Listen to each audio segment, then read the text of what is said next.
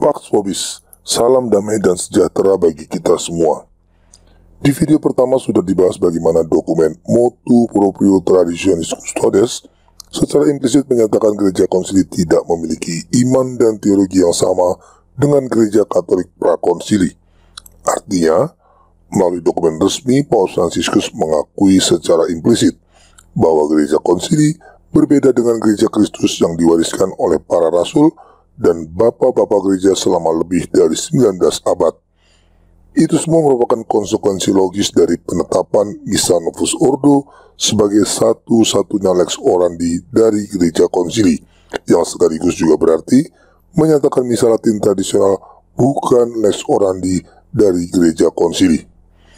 Karena Tuhan sudah menjamin gereja yang didirikannya tetap ada sampai akhir zaman, maka kita punya kepastian gereja Katolik prakonsili yang menjadi kelanjutan dari gereja para rasul tetap ada hari ini dan tetap menjadi satu-satunya sarana keselamatan sampai dengan kedatangan Tuhan.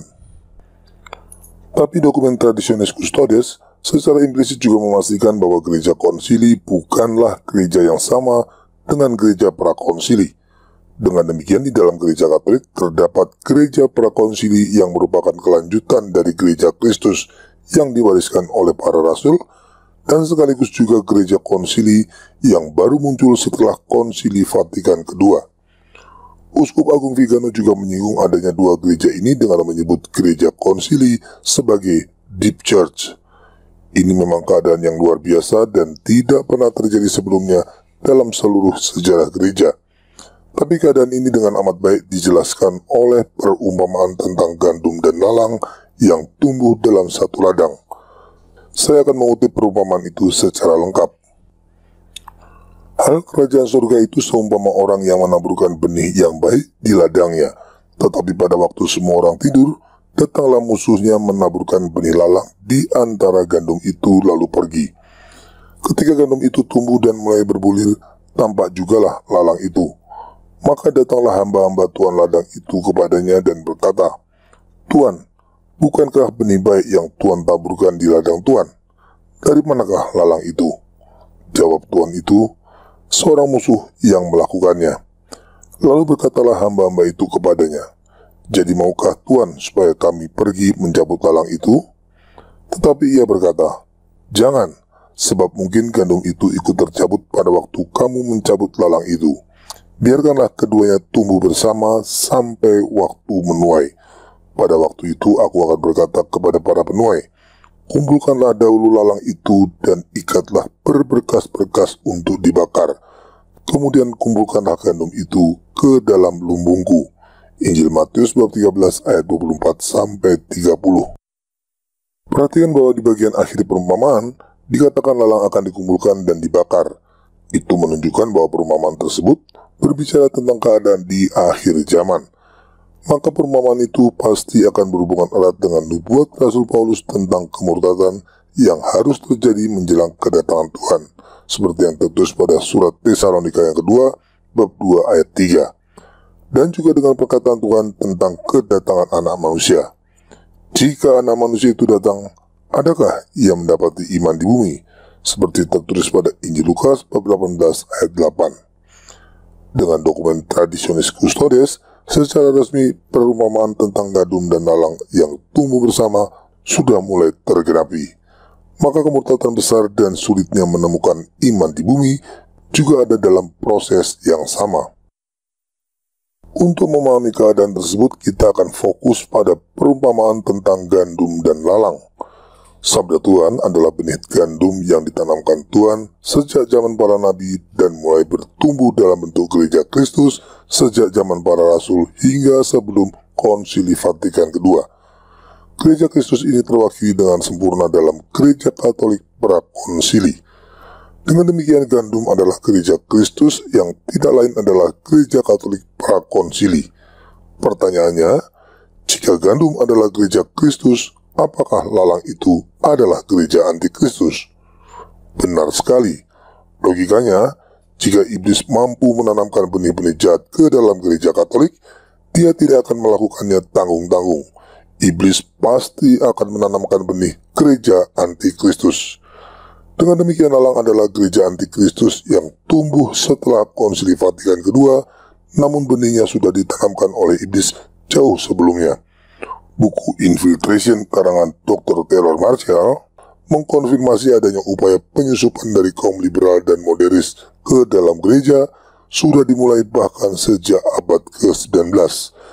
Itu berdasarkan pengakuan dalam dokumen Freemason Alta Vendita.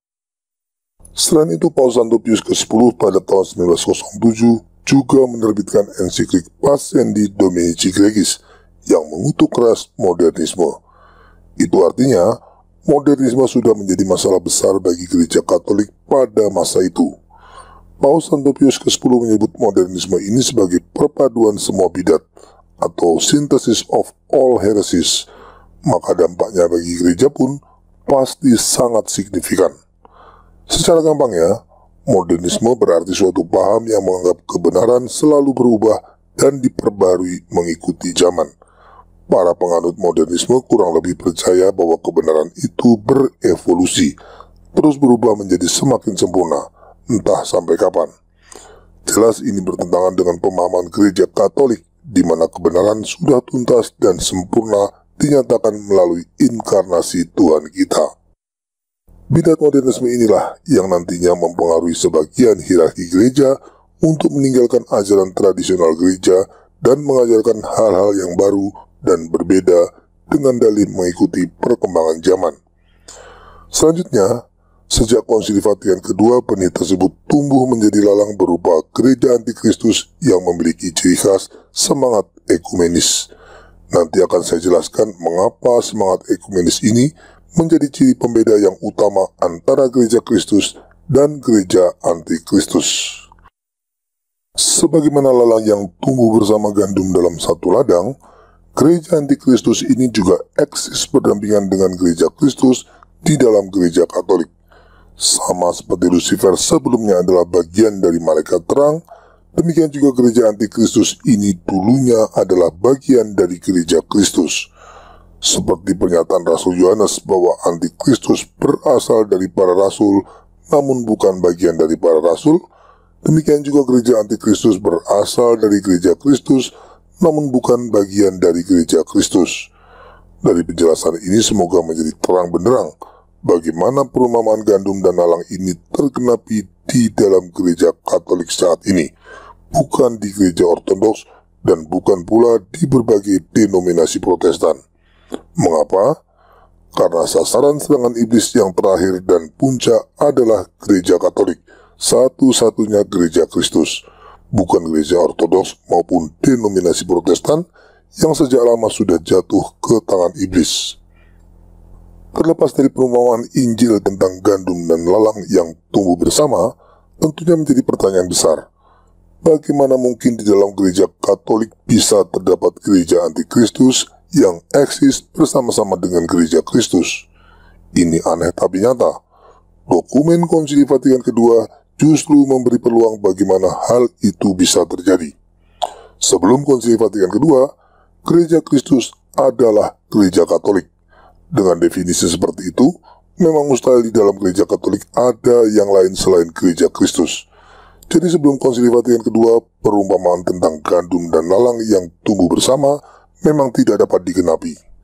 Tetapi dalam Lumen Gentium 8, definisi tersebut justru diubah menjadi gereja Kristus ada di dalam gereja Katolik.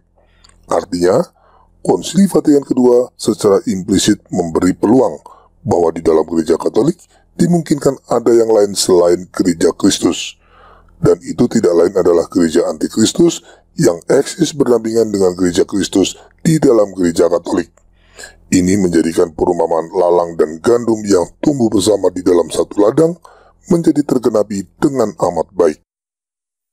Salah satu indikasi awal yang kuat bahwa gereja konsili bukanlah gereja yang sama dengan gereja prakonsili adalah dibutuhkannya liturgi misa yang baru, yaitu Missa Novus Ordo. Misa baru yang dirancang untuk mengakomodasi semangat ekumenisme ini bertujuan untuk menggantikan misa Latin tradisional yang sudah berabad-abad digunakan. Itu menjadi tanda yang cukup jelas bahwa gereja konsili memiliki teologi dan ajaran yang berbeda dengan gereja prakonsili. Berbeda dengan gereja Kristus yang melayani kehendak Tuhan, gereja antikristus ini melayani keinginan dunia dan penguasa dunia, yakni iblis. Jika gereja Kristus bertujuan untuk mewujudkan kerajaan Allah di bumi, gereja antikristus ingin mendirikan menara Babel, yaitu tatanan dunia baru. Maka gereja antikristus memiliki agenda untuk membangun sebuah agama global yang akan menjadi wadah persatuan semua agama di dunia. Dan cara terbaik untuk mempersatukan semua agama adalah melalui ekumenisme. Itu sebabnya tadi saya katakan unsur pembeda utama antara gereja Kristus dan gereja antikristus adalah ekumenisme. Ini konsep persatuan yang tidak pernah diajarkan oleh Tuhan Yesus maupun para rasulnya. Ekumenisme juga tidak pernah diajarkan oleh bapak-bapak gereja sebelum Konsili Vatikan II. Baru setelah Konsili Vatikan II, ajaran diabolik ini muncul dan menjadi semangat seluruh dokumen-dokumennya. Para pendukung Konsili Vatikan II biasanya selalu berdalih ada banyak ajaran yang baik dari bapak-bapak gereja di dalam dokumen-dokumen Konsili Vatikan II. Saya sama sekali tidak menyangkal itu. Tapi sebaliknya, mereka juga tidak mampu menyangkal adanya semangat ekumenisme di dalam dokumen-dokumen Konsili Vatikan II. Seperti makanan enak yang mengandung sedikit racun mematikan, pasti banyak orang yang tertipu dan terkena racunnya. Begitulah dokumen-dokumen Konsili Vatikan II berhasil menyesatkan banyak orang. Maka sejak Konsili Vatikan II, proses pemurtatan gereja melalui semangat ekumenisme yang kelak menjadi pemenuhan nubuat Rasul Paulus tentang kemurtatan besar menjelang kedatangan Tuhan dimulai. Secara sederhana, proses pemurtatan di dalam gereja Katolik ini dapat digambarkan seperti kodok-kodok yang sedang direbus dalam sebuah panci berisi air yang dipanaskan dengan api kecil. Api kecil ini secara bertahap ditingkatkan panasnya. Beberapa kodok satu persatu mulai keluar dari panci begitu menyadari adanya perubahan suhu yang semakin lama semakin meningkat. Tetapi sebagian besar kodok lainnya memilih tetap berada di panci dan tidak menganggap kenaikan suhu yang terjadi sebagai sesuatu yang berbahaya. Sampai akhirnya mereka sadar adanya bahaya, tetapi sudah terlambat karena otot-otot kaki mereka sudah rusak oleh panasnya air. Proses pemurtatan bertahap itulah yang terjadi di gereja Katolik setelah Konsili Vatikan II. Tetapi fakta kelam adanya proses pemurtatan ini selalu ditutup-tutupi dengan propaganda kosong bahwa Konsili Vatikan II adalah karya Roh Kudus yang memperbarui gereja. Hanya segelintir orang Katolik yang dengan pertolongan Roh Kudus mampu melihat Konsili Vatikan II sebagai suatu kekeliruan dan menolak mengikutinya. Salah satu di antaranya adalah Uskup Agung Marcel Lefebvre. Sekalipun sempat menandatangani beberapa dokumen konsili, dia memutuskan untuk menolak menandatangani sisa dokumen lainnya setelah menyadari adanya agenda ekumenisme yang sesat di dalamnya. Monsignor Marcel Lefebvre inilah yang di kemudian hari membentuk Ordo SSBX dengan tujuan untuk mempersiapkan imam-imam tradisional yang akan mempertahankan ajaran gereja Katolik tradisional. Sama seperti anak serigala yang tampak lucu seperti anak anjing lainnya saat masih kecil, namun menjadi berbeda dan menampakkan karakter aslinya setelah menjadi besar, demikian juga dengan gereja konsili.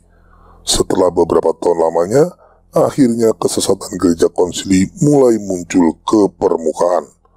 Pada tahun 1986, lebih dari 2 dekade setelah Konsili Vatikan II berakhir, Paus Yohanes Paulus II mengadakan kegiatan doa bersama semua agama di Asisi dengan dalih demi perdamaian dunia.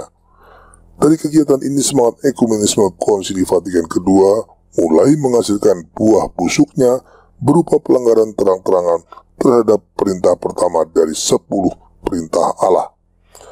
Sebenarnya selain skandal doa bersama di Asisi tahun 1986, kecenderungan gereja konsili untuk menjadi liberal dan modernis semakin lama semakin kuat. Namun, Paus Benediktus XVI mencoba meredam kecenderungan itu dengan menekankan perlunya hermeneutic of continuity atau menafsirkan dokumen Konsili Vatikan II sejalan dengan ajaran tradisional gereja. Untuk memperkuat gagasan hermeneutic of continuity ini, Paus Benedictus XVI menerbitkan Motu Proprio Summorum Pontificum yang menghidupkan kembali misa Latin tradisional untuk berdampingan bersama dengan Misa Novus Ordo. Tapi seiring dengan digantikannya Paus Benedictus XVI oleh Paus Fransiskus, kebijakan hermeneutic of continuity yang dianggap menghambat agenda gereja konsili secara perlahan ditinggalkan. Gereja konsili tidak bisa terus-menerus berpura-pura. Akhirnya Paus Fransiskus melalui Motu Proprio Traditionis Custodes membatalkan dokumen Summorum Pontificum dari Paus Benedictus XVI, menetapkan Misa Novus Ordo sebagai satu-satunya lex orandi gereja konsili, dan secara bertahap meniadakan Misa Latin tradisional. Ini menjadi blunder besar bagi pendukung Konsili Vatikan II, karena justru membuka topeng gereja konsili yang selama ini berusaha ditutupi dengan berbagai propaganda, termasuk melalui kebijakan hermeneutic of continuity. Berdasarkan dokumen Traditionis Custodes, sekarang tidak dapat dibantah lagi bahwa gereja konsili yang ekumenis bukanlah gereja Kristus, melainkan gereja anti-Kristus. Ini membuat sikap Monsignor Lefebvre yang sejak awal menolak Konsili Vatikan II dan mendirikan SSPX untuk mempertahankan ajaran tradisional gereja terbukti benar. Fakta ini menjadi momen pencerahan bagi kita semua. Sekarang menjadi amat jelas dan terang benderang mengapa gereja konsili membenarkan adanya kegiatan doa bersama semua agama. Mengapa gereja konsili membiarkan adanya gerakan karismatik dengan ritual iblisnya menyesatkan banyak umat. Mengapa ada paus yang nekat mencium Quran tanpa rasa bersalah? Mengapa berhala pacamama bisa dihormati di dalam Basilika Santo Petrus? Bahkan mengapa gereja konsili, termasuk KWI tentunya, ikut ambil bagian aktif dalam agenda globalis untuk sibuk mempromosikan program vaksinasi? Berkat Traditionis Custodes, sekarang kita tahu pasti itu semua karena gereja konsili memang bukan gereja yang diwariskan oleh para rasul. Gereja konsili tidak lain adalah gereja anti-Kristus. Memang ini fakta yang menyakitkan, tapi lebih baik diungkapkan ketimbang didiamkan dan banyak orang terjebak di dalamnya sampai akhir hidupnya. Ini suatu situasi tidak nyaman yang tidak bisa kita hindari atau kita tutup-tutupi lagi. Suka atau tidak suka, kita harus menghadapinya. Di video bagian ketiga atau terakhir saya akan membahas bagaimana sikap kita sebagai orang Katolik yang ingin tetap setia menjadi pengikut Kristus di dalam gereja Katolik dalam menghadapi situasi luar biasa yang terjadi sekarang ini. Terima kasih atas perhatian Anda. Viva Cristo Rei.